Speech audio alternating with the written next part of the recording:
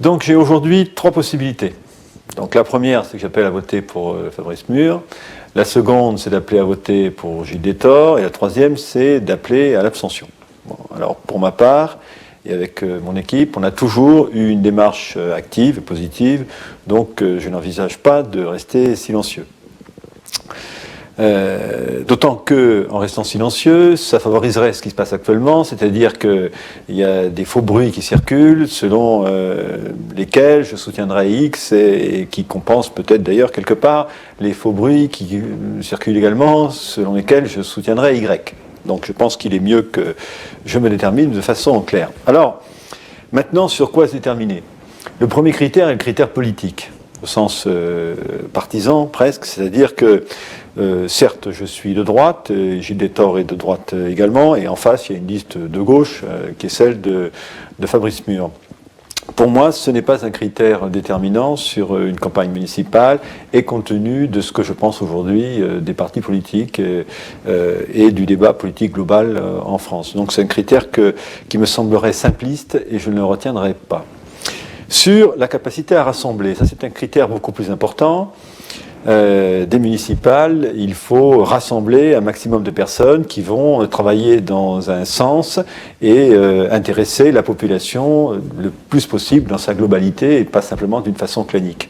Là, je relève que Didier Denesteb, le mentor, tout le monde le sait, de la liste Mur, a un comportement que je qualifierais de clanique et sectaire, qu'il a imposé ses conditions entre les deux tours, excluant et méprisant certains, et qu'en particulier, avec vis-à-vis de moi, une série de remarques qu'il renouvelle d'ailleurs, parce qu'on l'avait vu avant le premier tour, des attaques personnelles qui ne me plaisent pas. La politique, je ne fais pas pour vivre ça, et je ne souhaite pas le faire moi-même.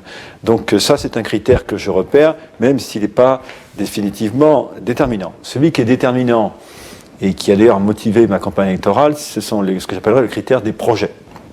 Donc, on sait que j'ai fait campagne avec mes colistiers, non pas pour faire un pourcentage, et c'est heureux, puisque, comme on l'a vu, le pourcentage n'a pas été bien élevé, mais pour faire passer un message à savoir qu'il y a des solutions sur Agde, malgré tout ce qui a pu être raconté, et puis les échecs successifs que nous avons vécus, notamment sur le centre-ville. Il y a des solutions, ces solutions elles existent, et on peut les mettre en place. Alors, à ce sujet, j'ai donc analysé ce qui s'est passé sur les dernières semaines et ce qui se passe cette semaine. On a d'un côté des personnes qui n'ont fait que se moquer et de reporter des railleries sur ce projet, qui était essentiellement la création des zones franches urbaines et le dépôt d'un dossier auprès de l'Agence nationale de renouvellement urbain.